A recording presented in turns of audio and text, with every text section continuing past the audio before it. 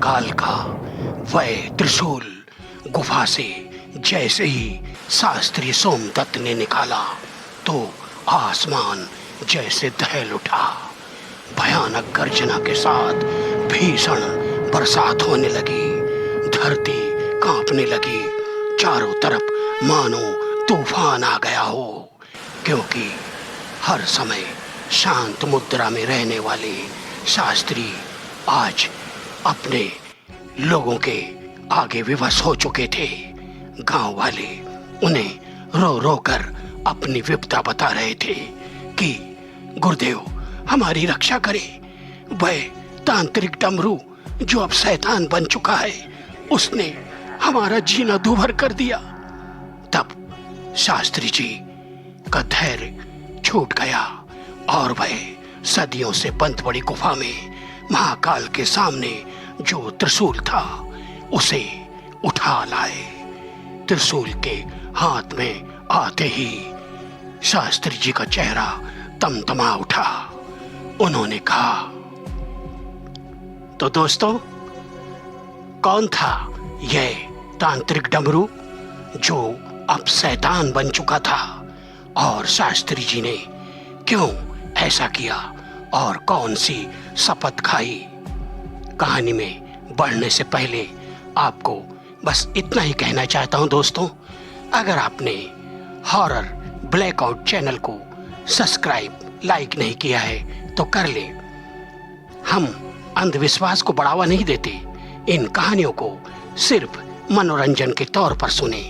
बच्चे इन कहानियों को ना सुने। तो बढ़ते हैं आज की एक दिल को कपा देने वाली भयानक कहानी की तरफ। काशी, जो धर्म और आस्था के नाम से पूरी दुनिया में प्रख्यात है, वहां पर तरह तरह की साधनाएं करने के लिए दूर दूर से महान साधु संत आते हैं और मोक्ष की प्राप्ति चाहने वाले वहां आकर कल्प वास करते हैं और ये मनाते हैं कि भोलेनाथ उन्हें अपनी शरण में ले ले ताकि उनका जीवन सार्थक हो जाए, वह मोक्ष को प्राप्त हो जाए। बात बहुत पुरानी है।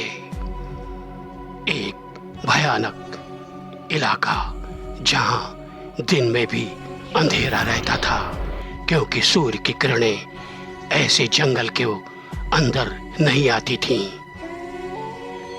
उस जगह पर एक तांत्रिक जब अपनी साधनाओं में, अपनी तंत्र शक्ति में विफल हो गया तो उसने आत्मदाह कर लिया और बन गया वह एक भयानक शैतान।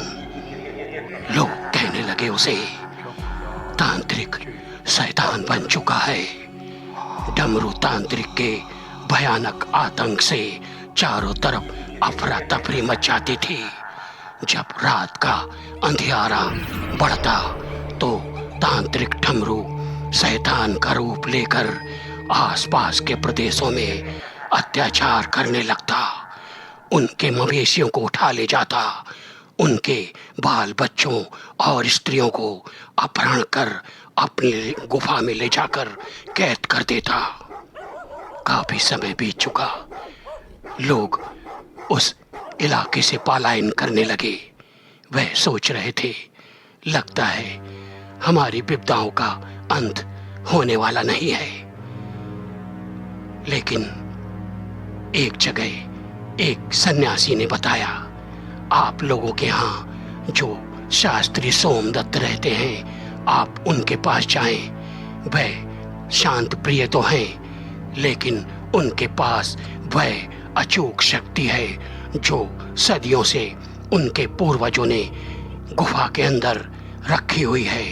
वह है एक त्रिशूल। अगर शास्त्री जी उस त्रिशूल से उस डमरू तांत्रिक का अंत करेंगे तो निश्चय ही उसका आतंक समाप्त हो जाएगा। एक उम्मीद की किरण लेकर सारे लोग शास्त्री जी के पास गए और उन्होंने याचना की, हे महाराज, हम लोगों पर दया करें। हमारा तो जीना दूभर हो गया है। डमरू ने हमारे लिए एक भी जगह ऐसी नहीं छोड़ी कि हम जाकर वहां रहें। आज हम इस जंगल में तो कभी उस पहाड़ी में रहकर अपना गुजारा कर रहे हैं। हमारा ठिकाना भी अब हमारा नहीं रहा। हम पर दया करें शास्त्री जी।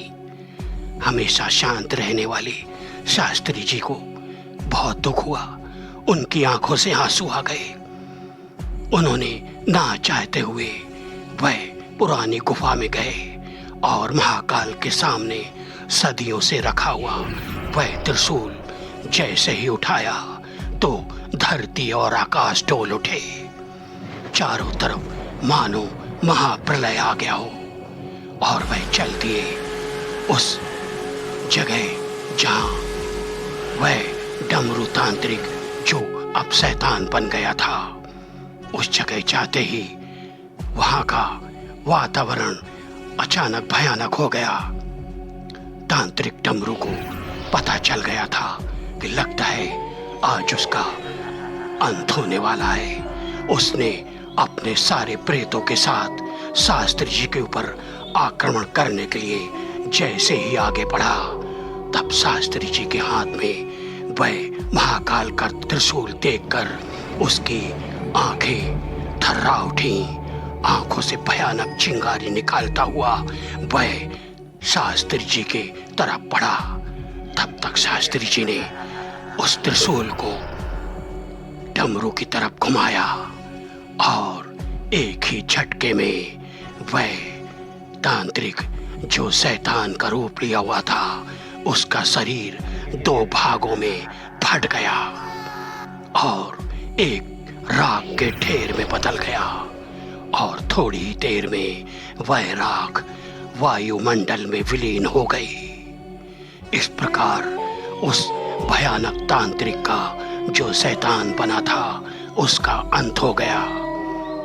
लोगों में खुशियों की लहर दौड़ पड़ी। सब लोग शास्त्री जी को प्रणाम करने लगे। उन्होंने कहा, अब मुझे घोर तपस्या के लिए हिमालय में जाना होगा, क्योंकि मैंने जो भी तप किया था वह सब अब इसके अंत में व्यय हो गया। और वह चले गए हिमालय की तरफ। तो कहते हैं ना दोस्तों, विपदा में पड़े हुए लोगों की मदद करने में अगर अपना कुछ खर्च होता है, चाहे वह अपना धन हो, चाहे वह अपना तप या बल हो, तो उसमें किसी प्रकार की कोई हानि नहीं है। अगर कहानी अच्छी लगी हो तो लाइक, शेयर, कमेंट और सब्सक्राइब करके अपना फीडबैक अवश्य देना दोस्तों। मैं इंतजार करूंगा। फिर मिलेंगे।